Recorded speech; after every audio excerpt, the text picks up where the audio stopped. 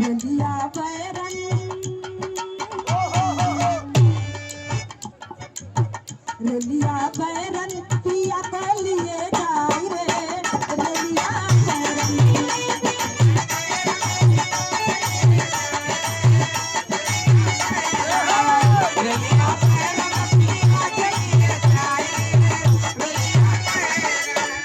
रलिया बैरन पिया के लिए जाई रे रलिया बैरन रलिया बैरन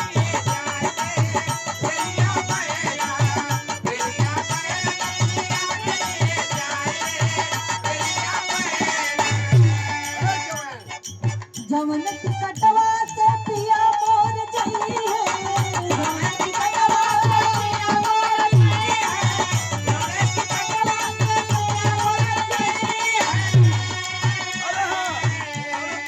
पिया मोर जई है राजा हमरी जई है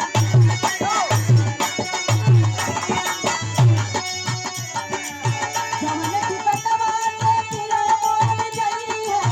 जवन टिकटवा से पिया मोर जई है पनिया कर दे पनिया पर से टिकट है गली जाई रे रलिया बैरन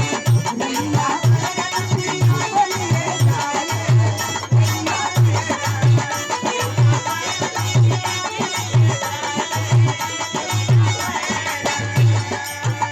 ओ पत्नी कितनी स्वार्थी है अपने पति को रोकने के लिए करे कि जिस टिकट से मेरे पिया अगर परदेश जाए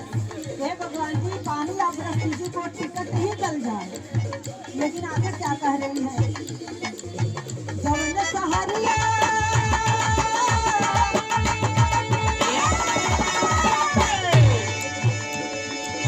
जवन सहरिया के पिया हमारे जई है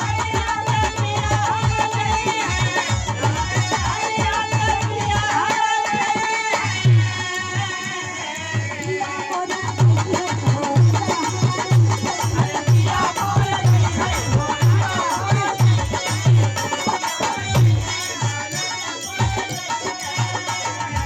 जवन कहरिया के राजा हमारी जई है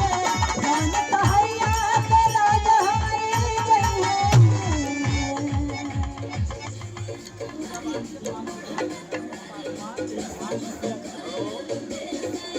आप माननीय सम्मानित बड़े भैया रमेश पासवान जी प्रधान जी की तरफ से आपकी तरफ से 5 रुपया का धमदान रागनी आपको साधुवाद करती है जवन सहरिया के पिया हमारे जई है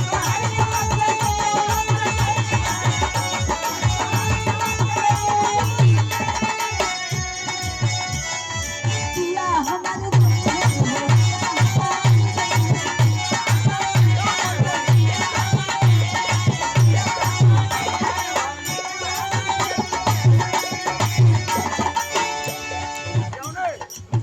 अगिया लागे अगिया लागे सहर गली जाई रे रलिया बैरन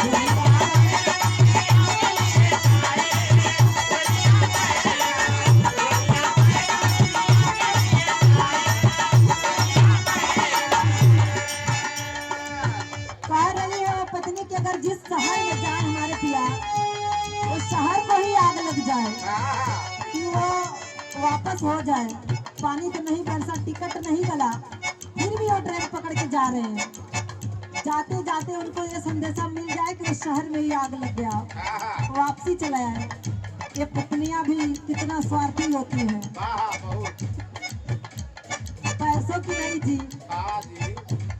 अपने पतियों के लिए कह रही है कि आप आधिए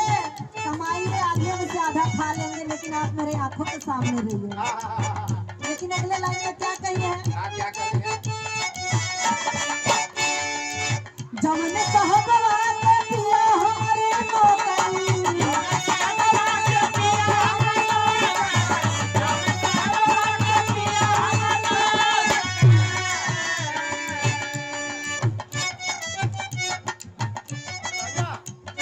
पहुंच गया वो शहर में, वो पति शहर को भी आग नहीं लगी। तब वो सीधे कहाँ पर वार कर रही है, जौने साहबवा के पिया